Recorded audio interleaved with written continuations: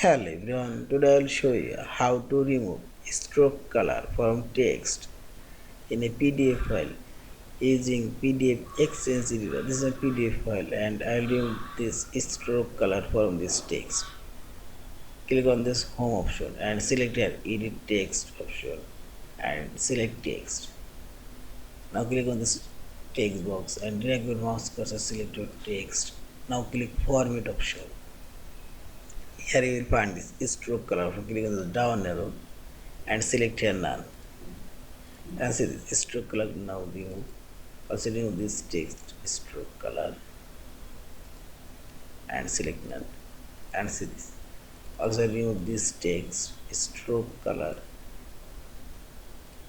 and see this. In this you can remove your text stroke color. Also you can re-add stroke color this text and see this and remove this stroke color. Yeah, this is. And finally select this file option, save or save as a PDF file.